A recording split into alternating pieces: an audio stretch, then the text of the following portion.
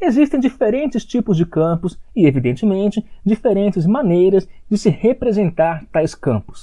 Por exemplo, é comum vermos em noticiários televisivos representações de campos e temperaturas na seção de previsão de tempo. Esses campos indicam, através de uma escala de cores, diferentes zonas de temperatura numa dada região.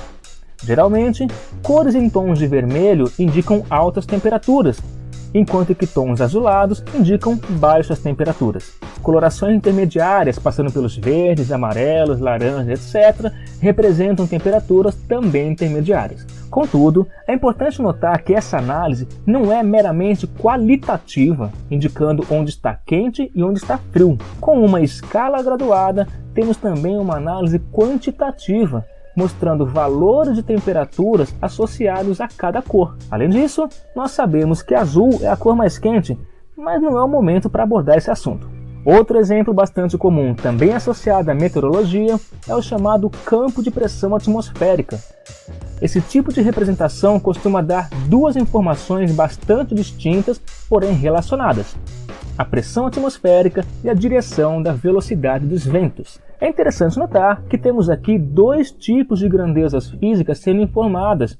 Pressão, uma grandeza escalar, dada por um número com unidade de medida, e a velocidade, uma grandeza vetorial, indicadas por setas que informam direção, sentido e uma estimativa da sua intensidade.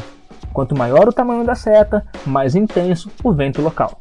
Nosso interesse no momento é estudar os chamados campos de forças. Em resumo, são conceitos abstratos para descrever forças de ação à distância: a força gravitacional, a força elétrica e a força magnética. E uma das maneiras encontradas pelos cientistas para descrever tais campos é a ideia de linhas de força, que você entenderá a seguir. Acredito que seja mais simples começar com o campo gravitacional, por ser um conceito com o qual estamos mais familiarizados. Temos aqui uma representação do nosso planeta, visto por observador externo. Para provar, de certa maneira, que a Terra gera ao seu redor um campo gravitacional, basta colocar um corpo de prova em algum ponto das proximidades. Ele sofrerá a ação de uma força gravitacional que sempre possui as mesmas características.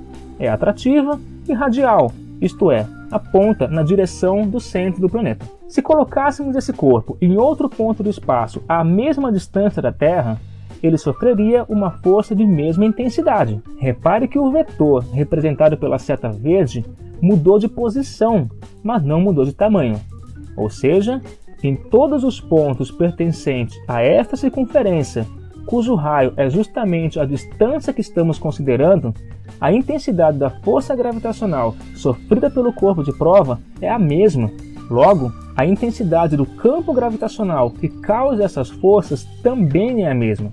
Se tomarmos pontos mais distantes do centro da Terra, teremos campos gravitacionais cada vez menos intensos. Este é um exemplo de campo vetorial, já representado anteriormente com um mapa indicando a direção dos ventos. Assim, linhas de forças são linhas que permitem visualizar um campo vetorial. Os vetores de força desse campo são sempre tangentes às linhas de força. E ao invés de desenharmos uma infinidade de setinhas ao redor do planeta, todas elas apontando para o centro, podemos desenhar simplesmente segmentos de reta. O sentido das setas indica que todos os vetores apontam para o centro do planeta. Quanto mais próximo dele, mais próximas as linhas de força e, portanto, mais intenso o campo. Genial! Contudo, temos agora um problema. Forças elétricas, dependendo dos sinais das cargas, podem ser de atração ou de repulsão. Como proceder nesse caso? Para responder a essa pergunta, precisamos definir uma nova grandeza física, o vetor campo elétrico. E isso você vê na terceira parte dessa aula.